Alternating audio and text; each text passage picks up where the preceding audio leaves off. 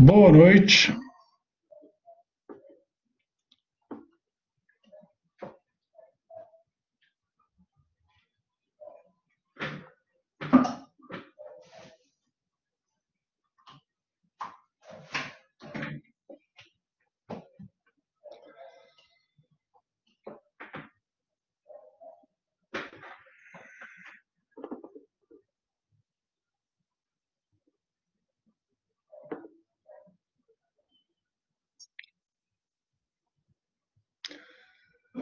Boa noite, Matheus. Só você na sala por enquanto. Vamos aguardar mais um pouquinho para começarmos.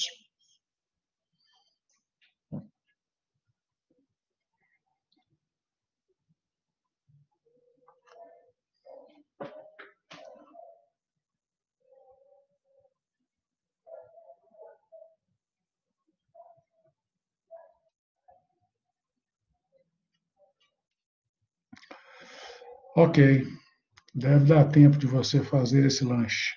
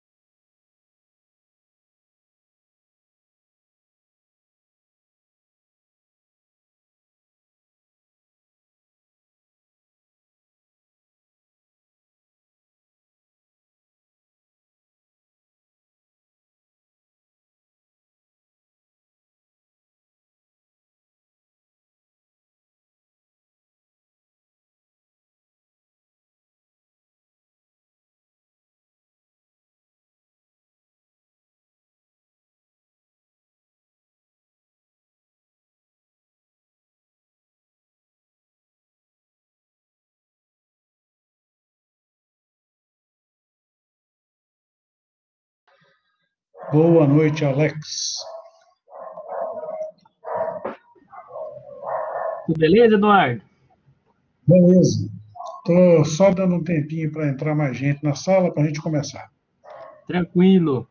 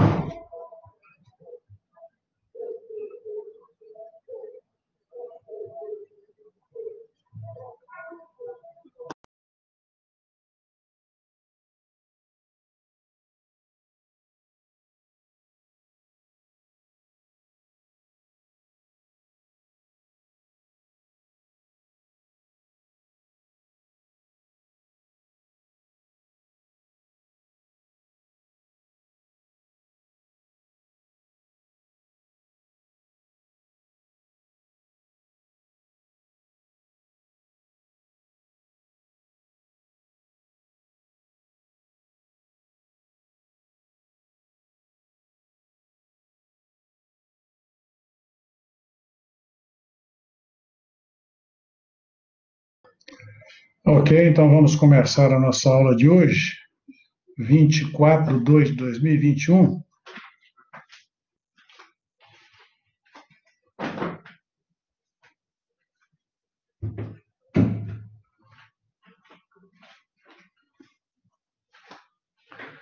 Como foi dito na aula de ontem, nós hoje começaríamos a abordar a família lógica CMOS. Bom, essa família lógica CMOS é uma família cuja lógica interna do circuito integrado é realizada por meio de transistores de efeito de campo, são denominados MOSFETs. E utiliza a tecnologia MOS, Metal Oxide Semicondutor, né? Ou seja, metal, óxido e semicondutor. Baseado só em MOSFETs do tipo complementar. O que significa isso? São MOSFETs de canal P trabalhando juntamente com MOSFETs de canal N.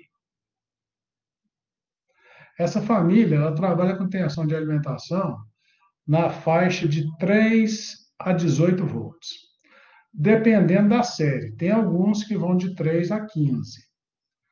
O pino de alimentação é chamado de VDD. O pino que é o positivo da alimentação, né? O terra é chamado de VSS. Então, os níveis lógicos, 1, que é o nível alto, e 0, que é o nível baixo, eles são compreendidos dentro de uma faixa de tensão que depende da tensão de alimentação do CI, conforme mostra essa figura aqui. Então, tudo em relação ao VDD, que é a tensão de alimentação. Então, o que é considerado nível alto? De 70% de VDD até 100% de VDD. O que é considerado nível baixo? Abaixo de 30% de VDD. Se você tiver tensões maiores que 30% de VDD e menores que 70% de VDD, nós vamos ter a banda proibida, né? As tensões nessa faixa não são reconhecidas nem como nível alto, nem como nível baixo. Quando elas ocorrerem, isso vai dar uma ambiguidade, costumando dar erros lógicos.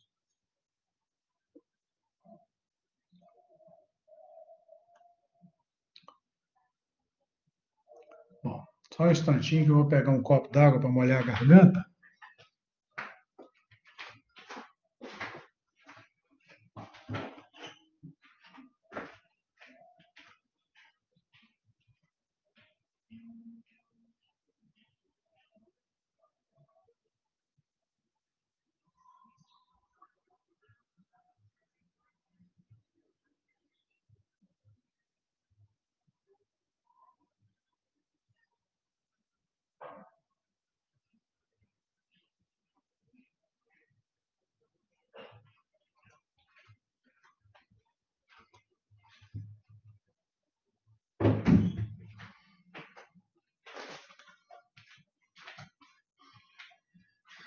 Bom, a codificação da série mais antiga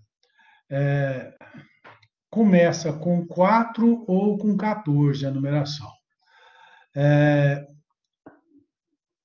Outra série que surgiu depois, que ela é compatível em pinagem e função com os CIs da família TTL, começa com 74, depois vem a letra C, esse C de CMOS, né, que possui variações de acordo com a evolução do CI, né? Então, os 74C são todos CMOS, mas compatíveis pino a pino com os dispositivos TTL da mesma função, sendo que as características são equivalentes às da série 4000. Trabalha com a faixa de tensão de 3 a 18 volts, seu atraso é tipicamente de 30 nanosegundos.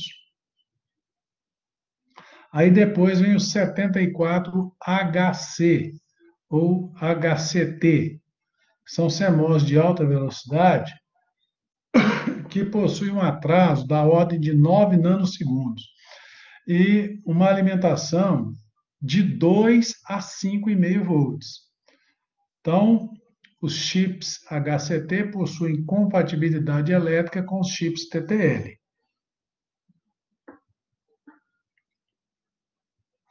Depois vem a série 74AC ou ACT, que é o CMOS avançado, Advanced CMOS Technology, possui atraso de 3 nanosegundos, alimentação entre 2 e 5,5 volts e também possui compatibilidade elétrica com os chips TTL. Essas séries têm melhorias em imunidade a ruído.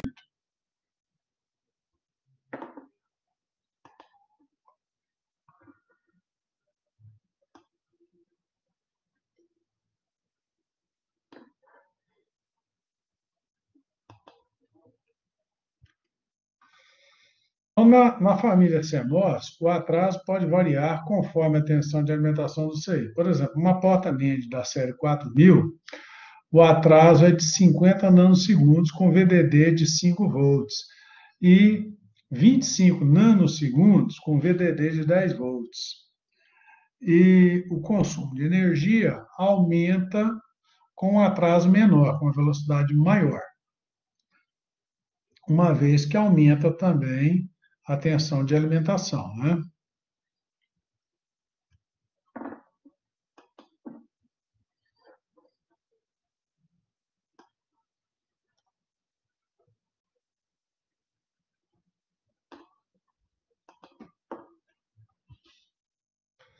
Então, para determinar o fan-out em CIs CMOS, existe uma diferença em relação aos CIs TTL.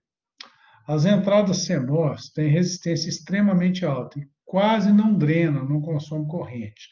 Então, isso aí é como uma entrada não inversora de um amplificador operacional, né? O consumo é desprezível, você pode considerar ele praticamente zero.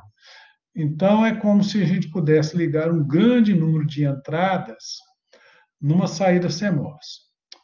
Porém, a entrada CMOS apresenta uma capacitância de 5 picofarads, que limita o número de entradas CMOS para que uma saída CMOS possa acionar.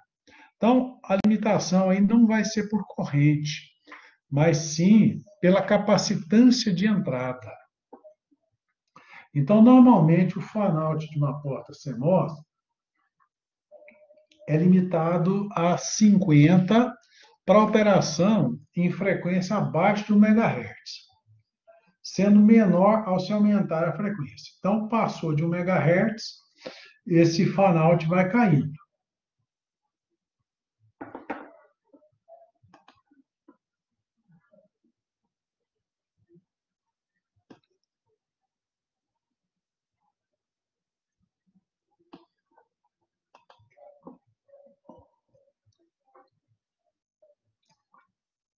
Então, os cuidados quanto às entradas não utilizadas e ao desacoplamento da alimentação para os CIs CMOS são os mesmos indicados para CIs TTL.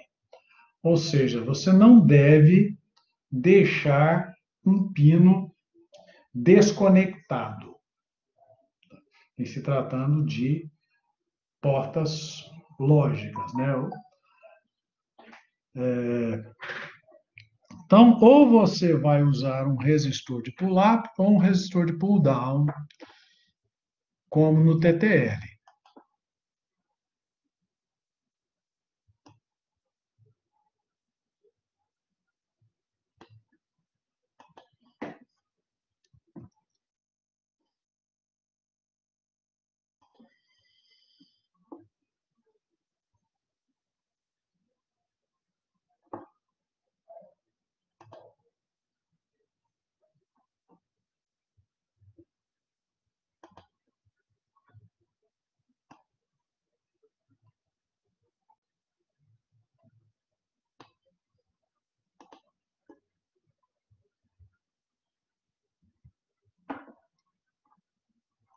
Bom, então um cuidado adicional que nós devemos ter é quanto à eletricidade estática, o ESD, ou descarga eletrostática, em inglês, Electrostatic Discharge, que está presente nos objetos, inclusive no corpo humano.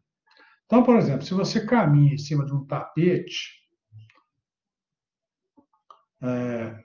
o seu corpo tende a se carregar eletricamente, principalmente em época em que a umidade do ar está mais baixa, como nos meses de inverno nosso aqui no Centro-Oeste, né? Meses de final de maio até meados de setembro, né? Que quando começa a voltar as chuvas. Então, a eletricidade estática do seu corpo pode danificar esses CIs só pelo fato de você tocar os pinos dele. Então, quando você caminha, por exemplo, em cima de um tapete, numa época de ar seco, o potencial do seu corpo em relação à Terra pode chegar a milhares de volts. Para evitar danos, então, ele deve ser acondicionado numa embalagem antiestática e quando ele for ser manuseado, você deve utilizar uma pulseira antiestática conectada ao aterramento da rede. Né? Quem trabalha com manutenção na área de informática e sabe disso, né? Você tem que ligar uma pulseira no seu pulso e a outra, o fio que sai dela deve estar conectado ao terra, né? A um pino de aterramento. Tá?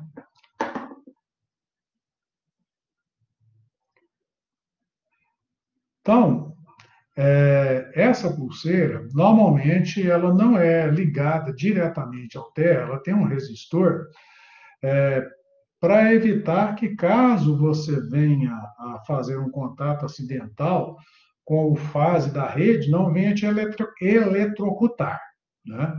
Mas você toma um choque. Tá? Bom, mas de uma forma geral, a recomendação é nunca tocar os pinos do circuito integrado. Você evitar ao máximo tocar esses pinos do circuito integrado, bem como tocar nas partes cobreadas de uma placa de circuito impresso quando você estiver manuseando. Você não deve tocar nas trilhas nem nas ilhas de solda.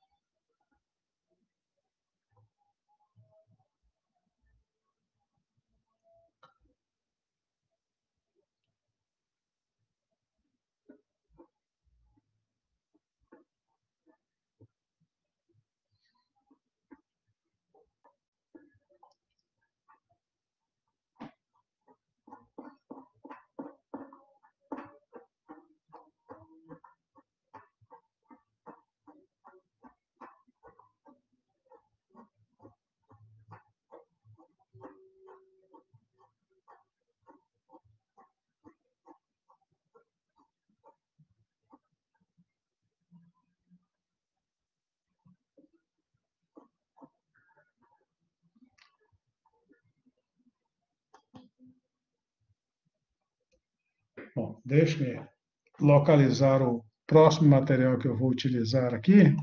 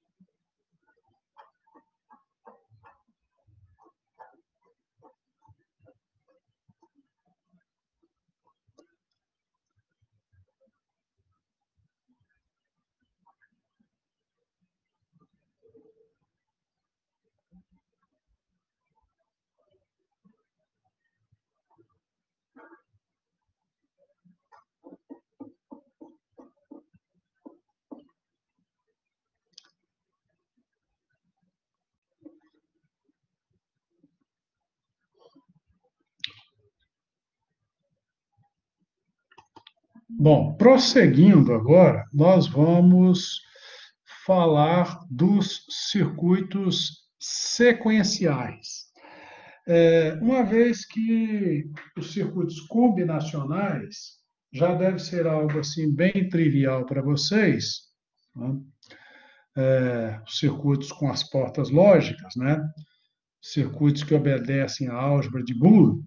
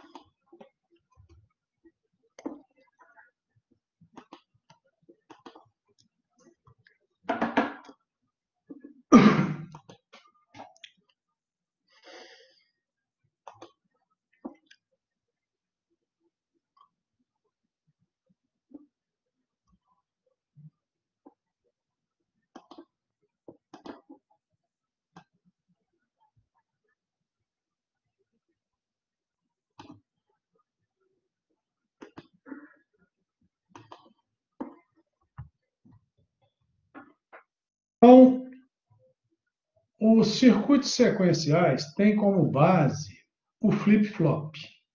O que é o flip-flop? É o multivibrador biestável, né?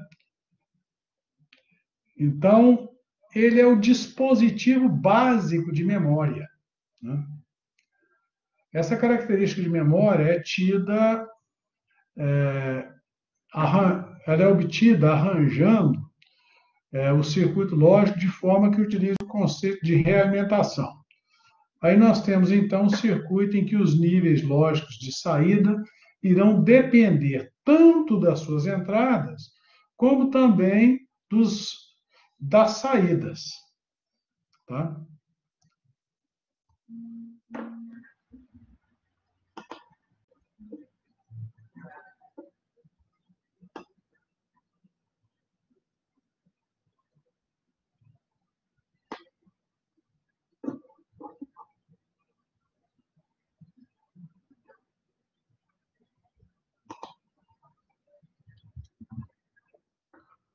Nós temos aqui a base de um circuito sequencial.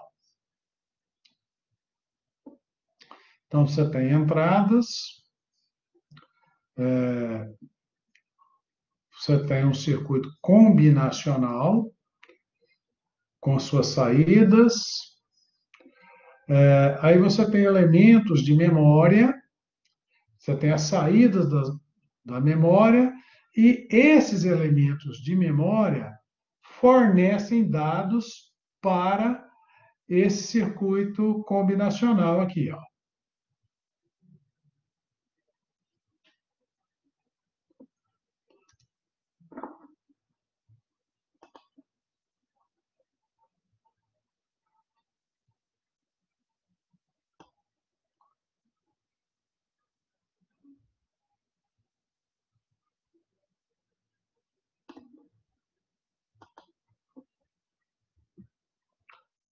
A próxima figura, nela nós vamos ter uma representação simbólica de um flip-flop.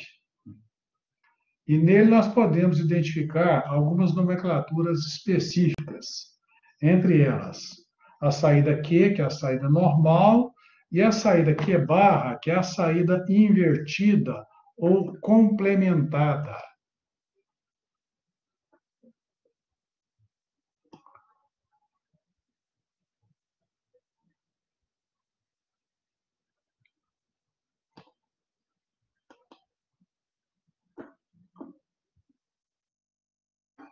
Então, isso aqui seria um flip-flop básico. Ele tem entradas, ele tem uma saída Q, que é chamada de saída normal, e a saída Q barra, que é a saída invertida. Invertida como? invertida do ponto de vista lógico, né? Então, se Q está em 1, Q barra está em 0. Se Q está em 0, Q barra está em 1.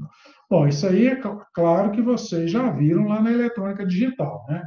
Nós estamos recordando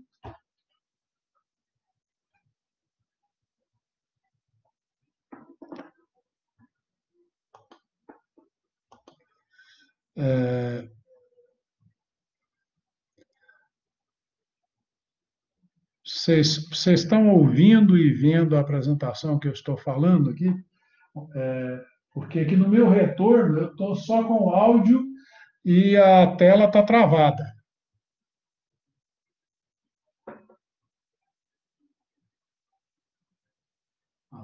Agora que atualizou minha tela de retorno. Ok.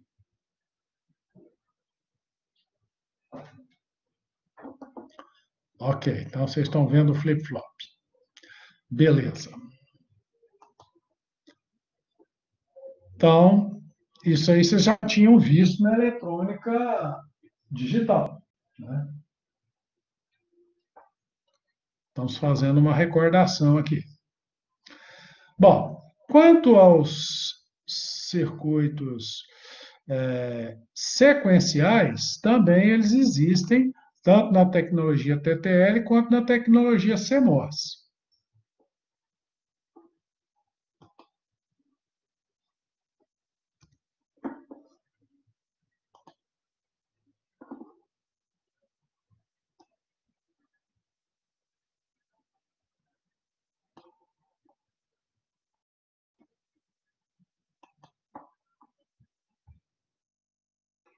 Então, como eu disse, a saída aqui é barra, sempre terá o valor invertido da saída aqui, né? Por exemplo, se Q for igual a 1, Q barra vai ser 0 e vice-versa.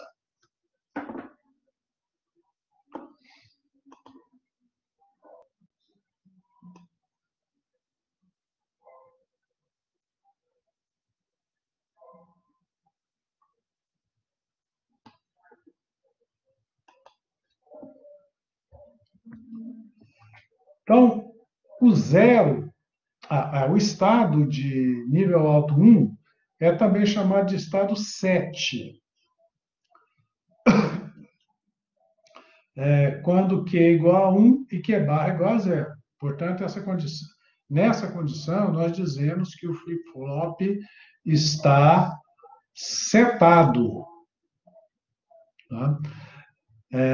Em microcontroladores, esse termo também é bastante utilizado. Tá? Quando você vai setar um pino. Setar um pino significa você colocar ele em nível 1. E resetar um pino, colocá-lo em nível 0. Tá? Então, a situação reset no flip-flop é Q igual a 0, Q barra igual a 1. Tá? Então, aí nós dizemos que o flip-flop está resetado ou limpo, ou em inglês, clear. Então, bit clear quer dizer zerar o bit. Bit set quer dizer levar um bit para 1. São termos utilizados em microcontroladores.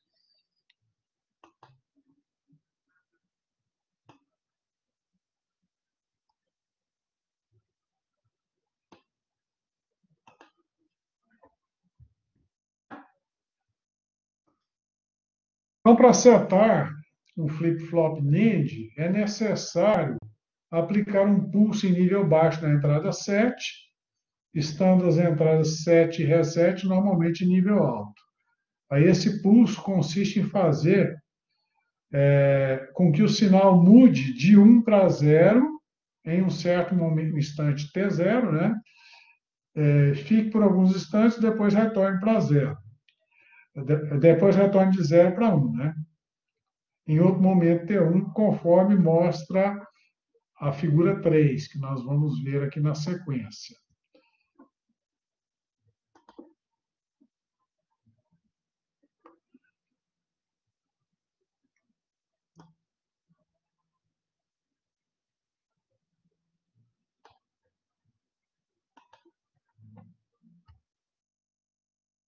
Então,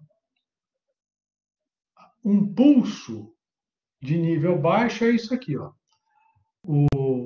Uma entrada está normalmente em nível 1, por um intervalo de tempo curto, que vai de T0 até T1, esse nível 1 cai para 0, logo em seguida ele volta para 1. Então é um estado momentâneo. Isso é um pulso de nível baixo.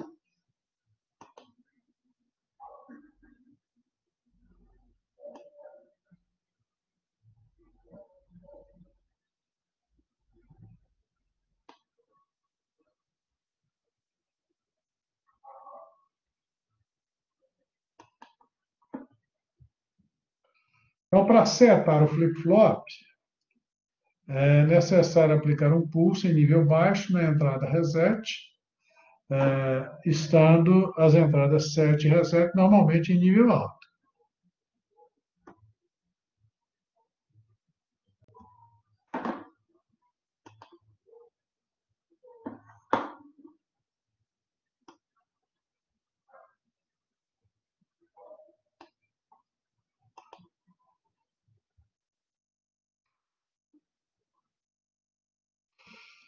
Bom, então, essa característica de memória do flip-flop ela é verificada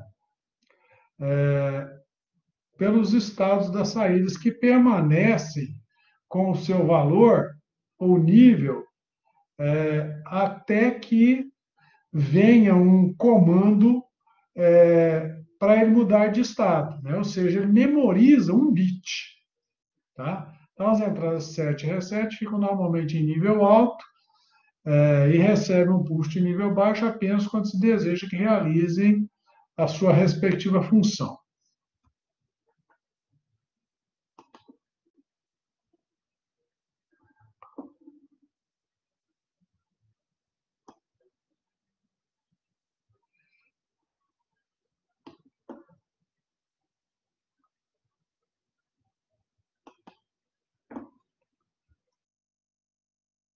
Isso aí é o que acontece com um flip-flop formado por portas NAND, setado ou resetado com um nível baixo.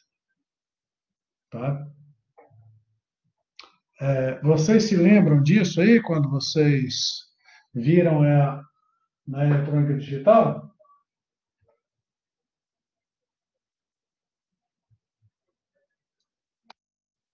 Sim, todo mundo lembra? Tem necessidade de simular isso aí no Proteus para vocês recordarem ou não? Então vamos lá, seria bom. Então vamos para o Proteus.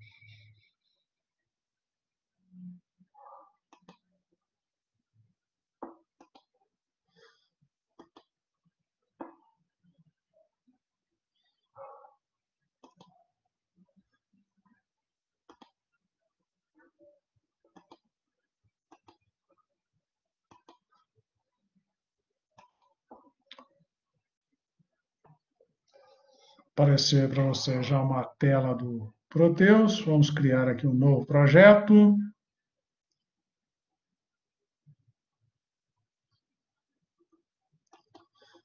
Então vamos chamar isso aqui de flip-flop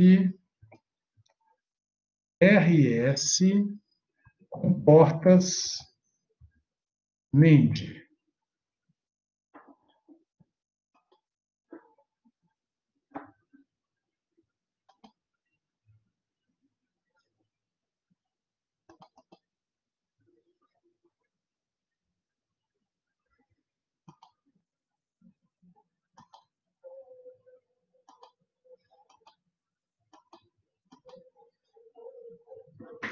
Então, vamos pegar duas portas NIND, por exemplo, pode ser do 74 LS 00.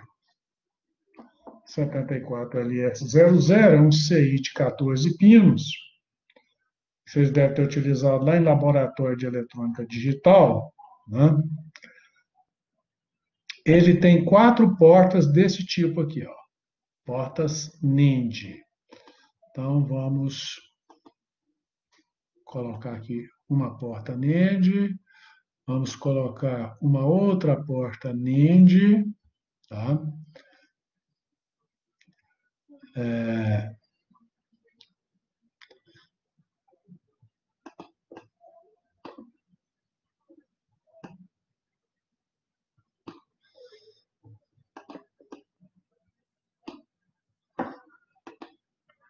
Então, nós vamos colocar duas entradas.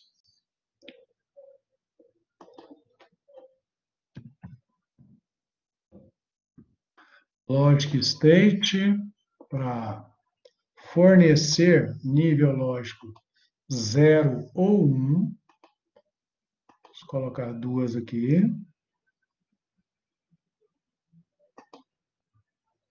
Vamos colocar dois provadores lógicos, Logic Probe, ou sonda lógica, para a gente detectar o estado lógico das saídas.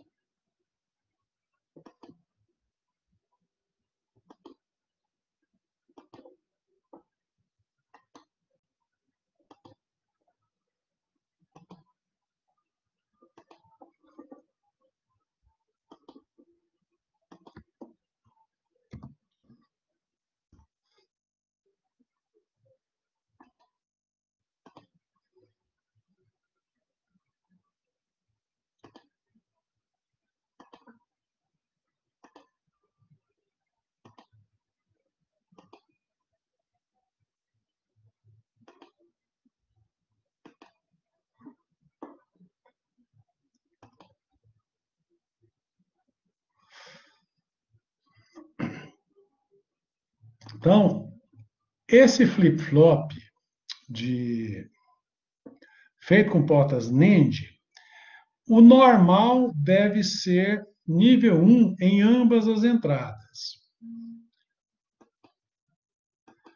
Então, se eu aplicar aqui um nível 0 momentaneamente, nessa entrada aqui, ó, aí ele vai mudar de estado. Então, vamos chamar essa saída aqui de Q. Então, vamos lá. Essa saída aqui é Q. E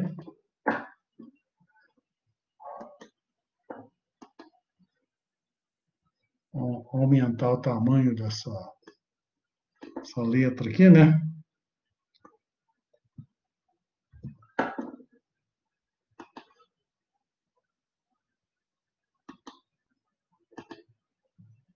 Saída aqui. E essa outra saída aqui vai ser aqui a barra.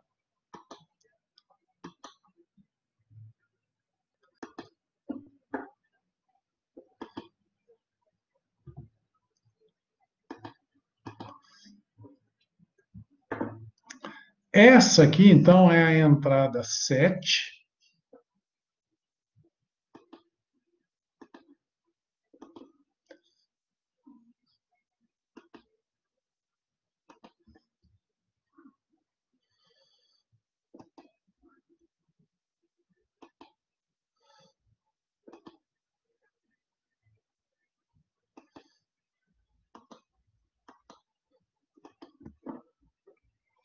Entrada 7. E essa aqui é a entrada reset.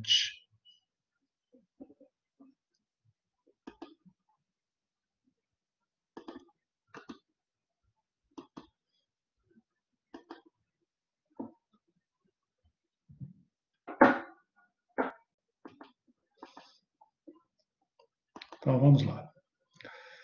Olha, quando eu aplico um pulso de nível 0 na entrada 7, o meu Q vai para 1. Quando eu aplicar ele na entrada reset, o meu Q vai para 0. Como elas são complementares, se Q está em 0, Q barra está em 1. E vice-versa. Né? Então, olha aqui, ele está nesse momento na condição 7. Perdão, na condição reset, porque está 0 aqui na Q. Se eu quiser mandar ele para a condição 7, eu tenho que aplicar um pulso aqui, e aí ele comutou. Depois que ele está aqui, ó, eu posso aplicar quantas vezes que ele vai manter. Para mudar, só vai mudar quando eu aplicar 0 no reset. Aí sim vai comutar.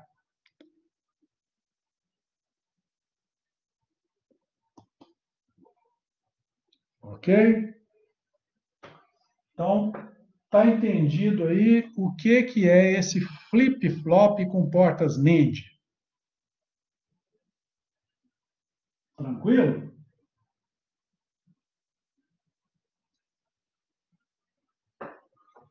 Ok.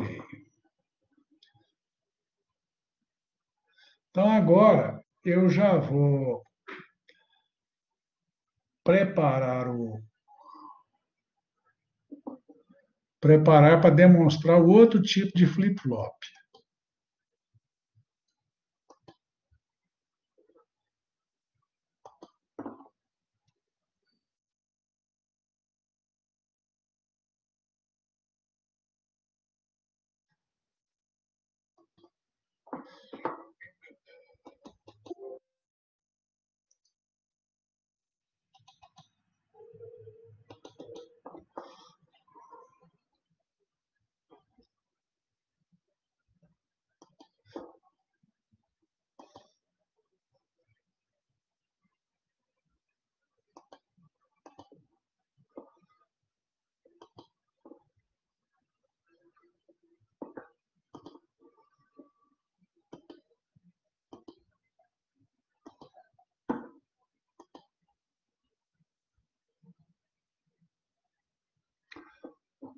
Voltando aqui, ó, para o pulso, né?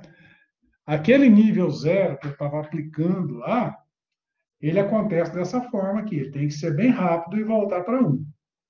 Tá? Eu não posso aplicar esse pulso ao mesmo tempo nas duas entradas, na 7 e reset. Tá? Isso aí vai dar problema.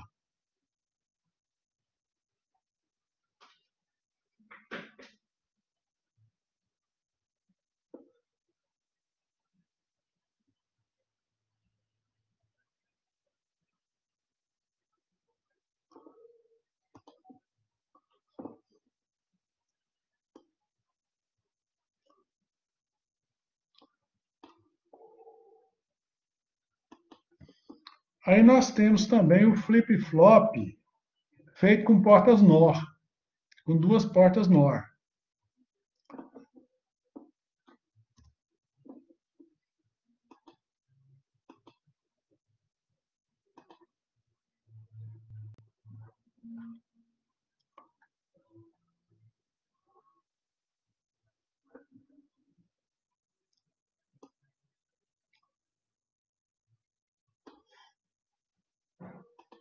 Quando o flip-flop é feito com portas NOR,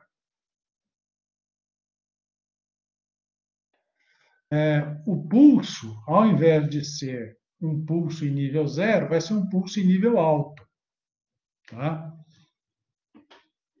Também chamado de pulso positivo. Tá? Vamos esquematizar agora esse flip-flop com portas NOR.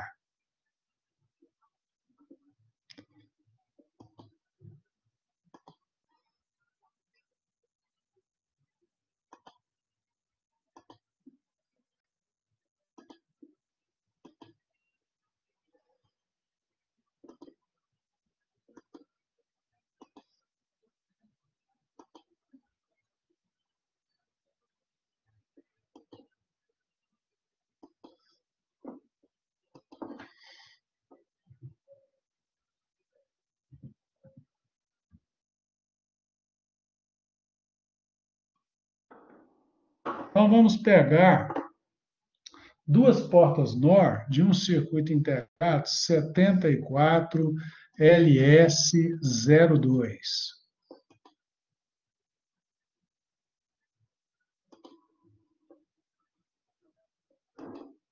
O esquema é bem parecido, só que agora as portas, ao invés de serem portas NAND, são portas NOR.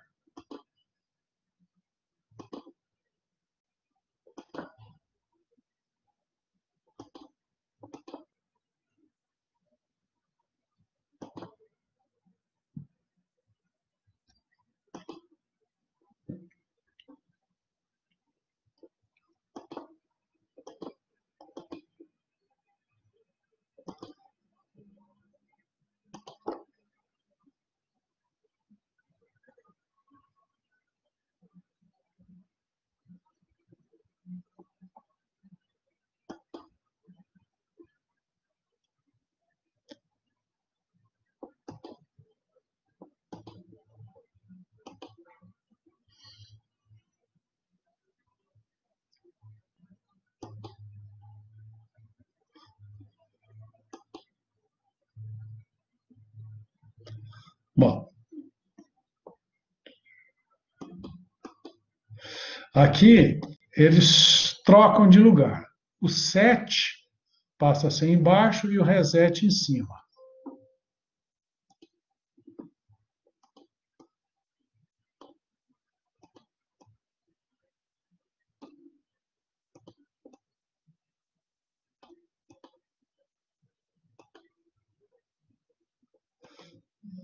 Está dando uns bugzinhos aqui no Proteus. Vou começar com 1 e 1 aqui.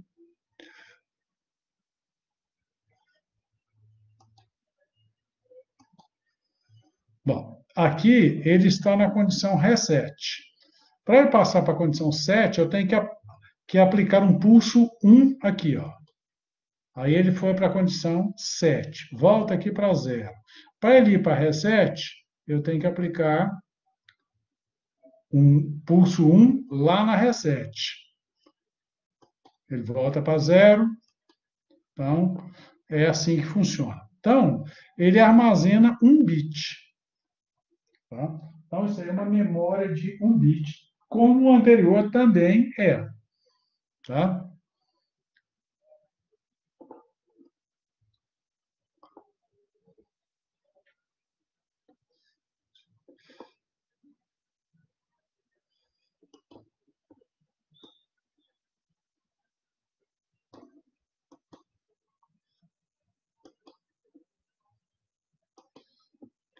Deixa eu colocar isso.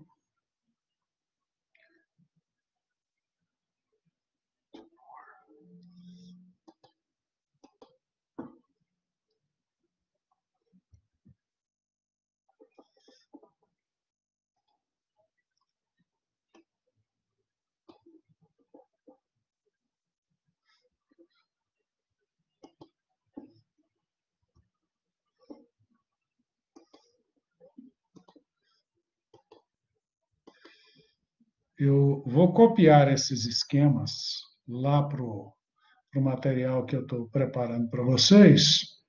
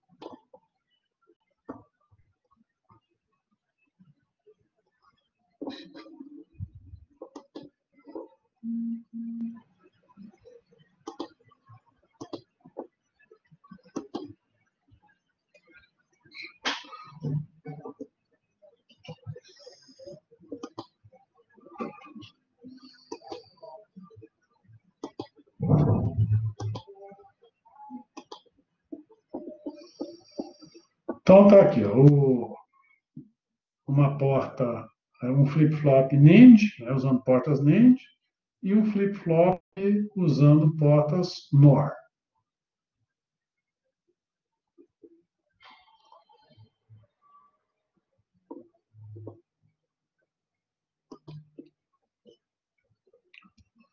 Bom, quando a gente fala em pulso nos circuitos digitais, de um modo geral, né, quando se fala de pulso positivo, é um pulso onde o, a fonte dele sai do nível 0 e vai momentaneamente para nível 1. Quando se fala de pulso negativo ou pulso de nível baixo, é o contrário. Ela está normalmente em nível 1, cai para 0 por um intervalo de tempo curto e volta para nível alto. Né? Bom, então, existe uma borda de subida e uma borda de descida num pulso.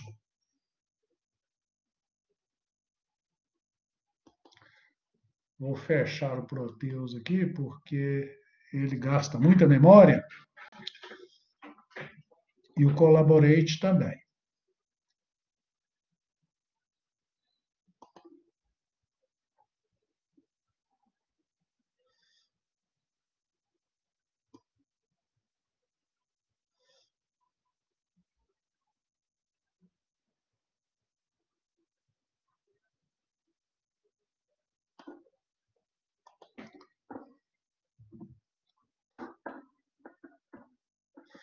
Então, nós temos aqui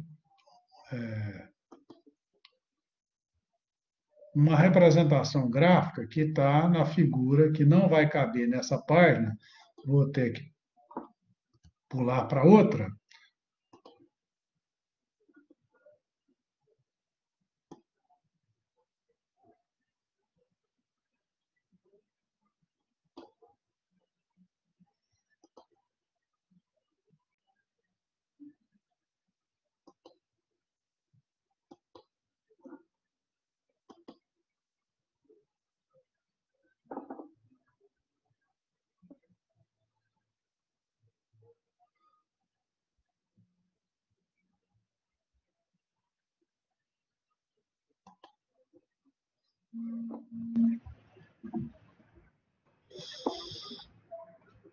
Então, nós temos aqui, ó, um pulso positivo. Então, o sinal estava em nível 0, aí ele sobe e vai para nível 1. E permanece nesse nível 1 num intervalo de tempo finito, né? É um intervalo curto. Tá? Ora, essa comutação aqui, ó, de 0 para 1 é chamada de rampa de subida. Então, vamos lá. Ou transição de subida. Então, a transição do nível baixo para nível alto, a gente chama de borda de subida. Também chamado de... borda também é chamado de edge, em inglês, né? Então, é a transição do nível baixo para o nível alto. E o contrário, a transição do nível alto para o baixo é chamada de borda de descida. Tá? Então, esse TR aqui é o tempo que dura a borda de subida. E o TF é o tempo que dura a borda de descida. Tá? Esse R é de rise, que é aumento, subida, né? E o F é de fall, que é de queda. Quando o pulso é negativo, né, aí nós vamos ter uma borda de descida antes e depois uma borda de subida. Então, no pulso positivo, nós temos a borda de subida, depois a borda de descida. No pulso negativo, nós temos a borda de descida, depois a borda de subida.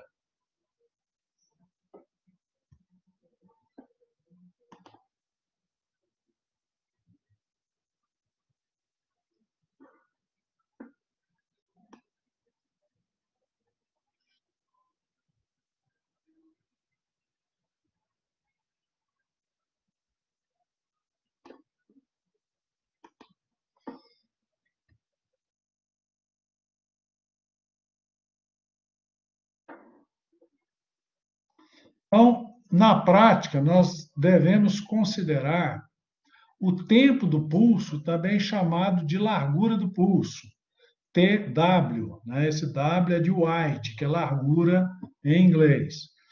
É compreendido entre o momento em que as transições estão em 50%. Então, esse TW aqui, ó, você conta ele da metade da rampa de subida até a metade da rampa de descida, né? No pulso negativo, da metade da rampa de descida até metade da rampa de subida.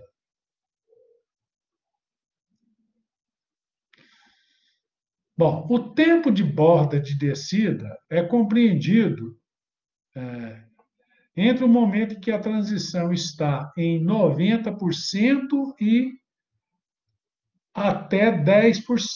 Ou seja, a borda de descida, começamos a contar em 90% do nível máximo até 10% do nível mínimo. Por exemplo, se nós estivermos trabalhando por níveis TTL, o 100% aqui é mais 5 volts e o 0% é 0 volts, né? Então, aqui seria de 4,5 até meio volt. Então, isso aqui é o tempo que dura a borda de descida. Na borda de subida, é de 10%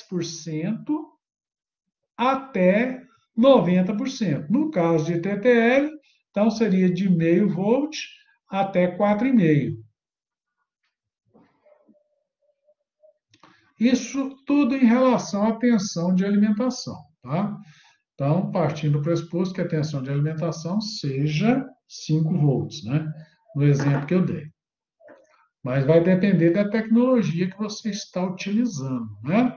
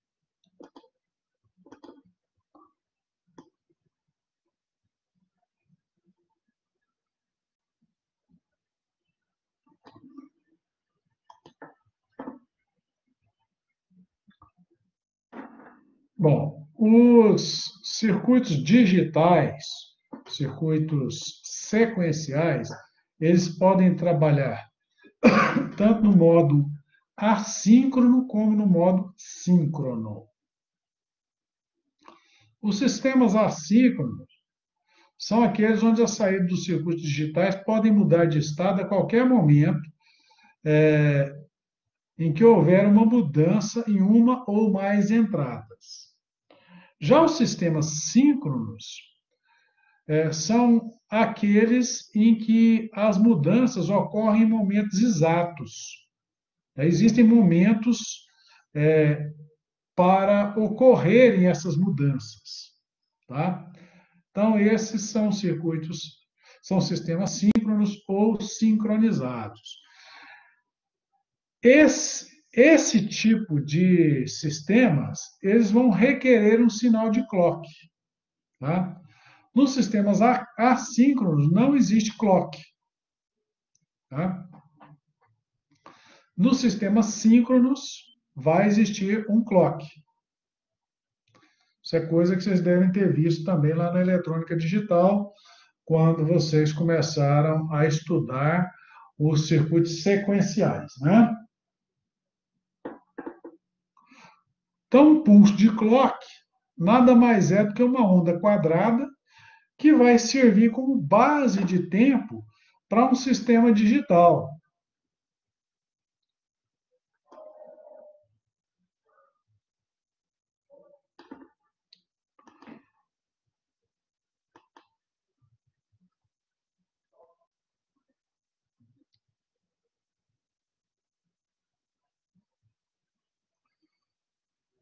Meu computador está querendo travar.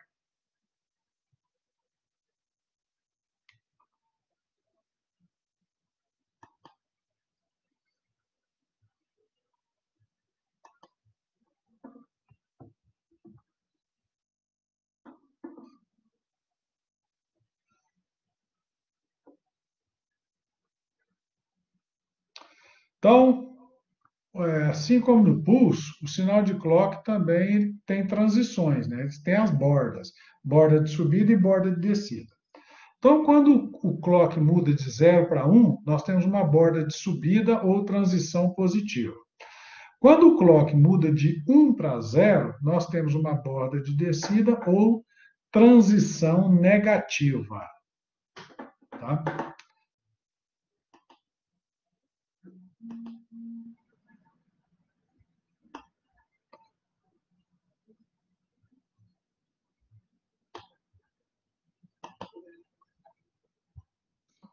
Então, a maioria dos circuitos digitais tem seus eventos de mudança de estado sincronizados com as transições do clock.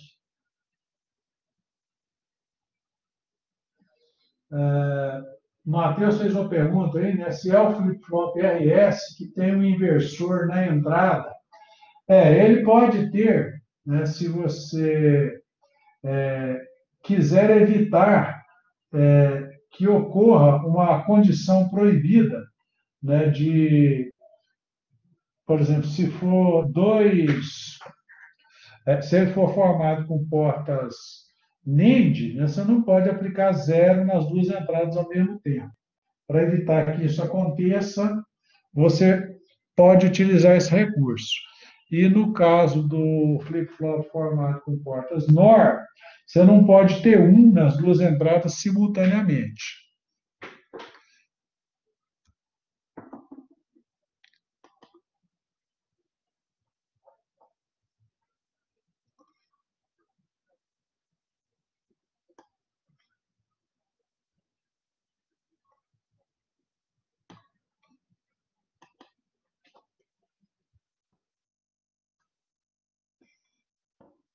Então, aqui nós temos essa figura aqui, onde nós temos os sinais de clock.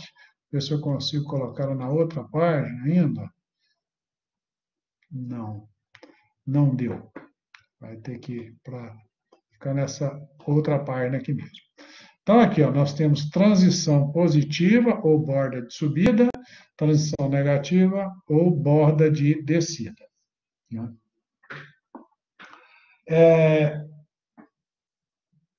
O clock, normalmente, ele é utilizado com razão cíclica de 50%, mas nem sempre. Vocês estão lembrados do que é razão cíclica?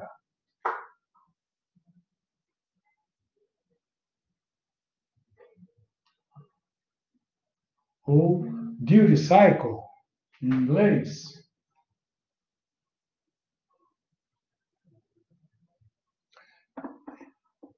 Vou escrever aqui como é que se escreve isto. Ó.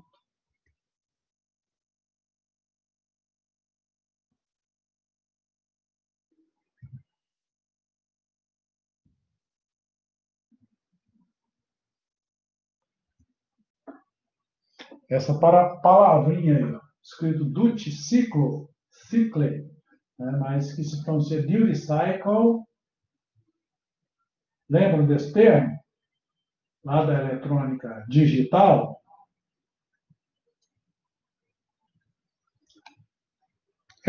Isso aí é a razão cíclica.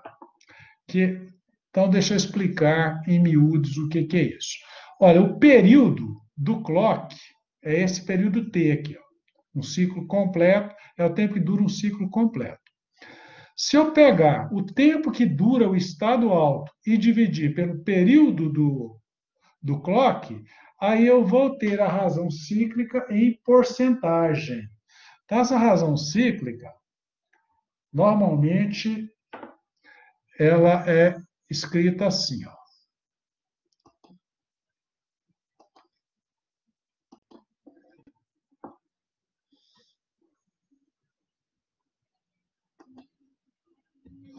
Então, é representado pela letra D. Então, D é igual ao tempo em nível alto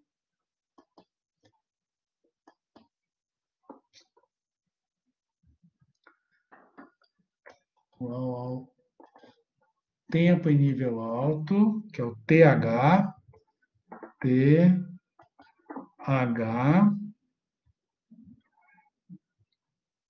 dividido pelo tempo em nível baixo, que é perdão, dividido pelo período,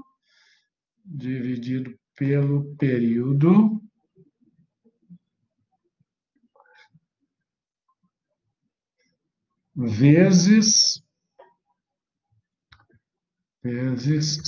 100%. Então, normalmente é expresso em percentual. Então, se o duty cycle é de 50%, significa que metade do tempo a onda do clock está em nível baixo e na outra metade ela está em nível alto, tá? Mas nem sempre é assim, tá? Então, por exemplo, nesse gráfico de cima aqui, ó, nós temos um duty cycle menor do que 50%. No de baixo aqui ele é 50%.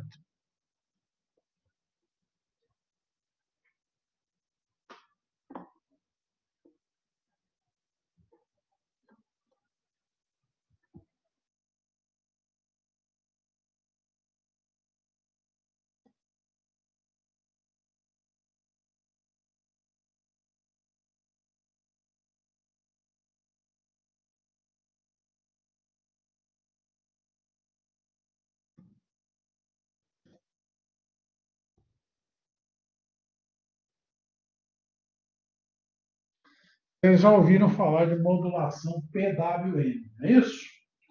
Já ouviram falar? Sim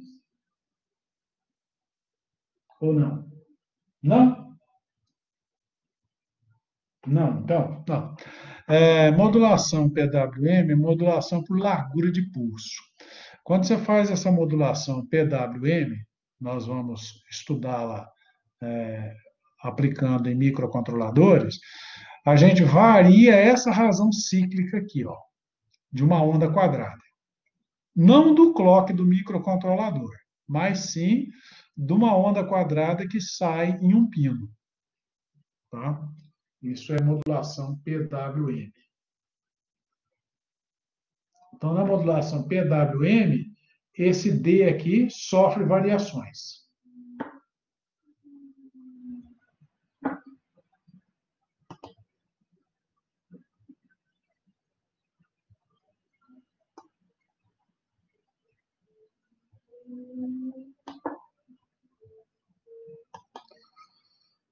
Bom, Aqueles flip-flops que nós vimos, com porta NAND e com porta NOR, eles são os flip-flops básicos, mas eles são muito pouco práticos de serem utilizados.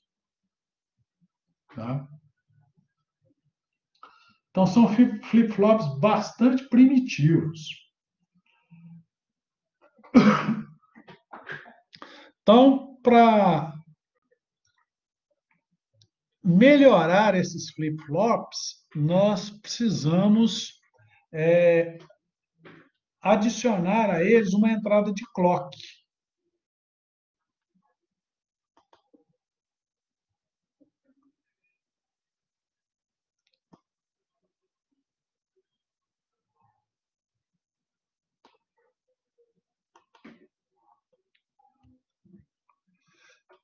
Então, a velocidade com que opera os circuitos digitais é dada pela frequência f do sinal de clock.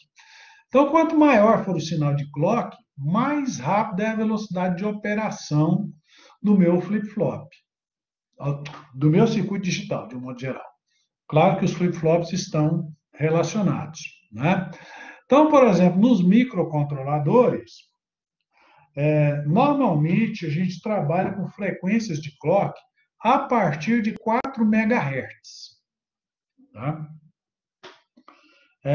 Nos piques que nós vamos utilizar, nós vamos trabalhar com clock de 4 até 20 MHz. Mas existem frequências de clock bem maiores. Tá? Então, lembrando que Hertz, né, isso aí vocês não podem esquecer nunca, vocês fazem engenharia elétrica, né? Hertz significa ciclo por segundo, né? Então, se eu disser que a frequência de clock de um sistema microcontrolado é 4 MHz, então eu tenho 4 milhões de ciclos desse aqui a cada segundo. Tá? Parece muita coisa? Se a gente comparar com 60 Hz, mas isso aí é um dos clocks mais lentos. Alguém quer perguntar algo? É muita coisa. Mas, por exemplo, nós temos esses microcontroladores que nós vamos trabalhar com eles aqui, eles podem ir até 20 MHz de clock, mas tem microcontroladores, mesmo da linha PIC, que trabalham com clock aí de 48 MHz. O clock dos PCs atuais aí está na casa dos gigahertz.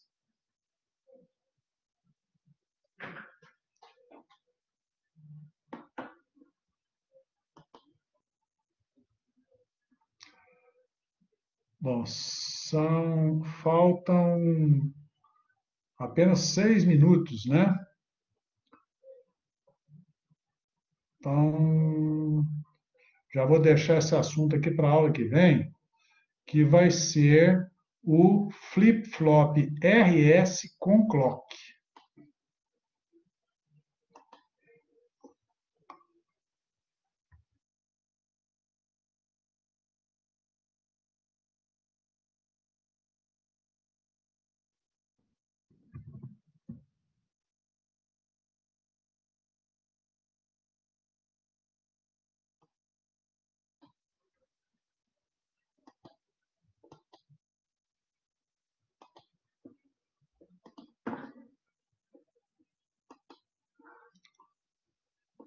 Então, esse é o nosso próximo assunto, flip-flop RS com clock. Então, por hoje é só. Tenham todos uma boa noite. Então, até a próxima terça-feira. Daqui a pouquinho esse material já vai estar lá no Moodle. Vocês entrarem lá e baixarem.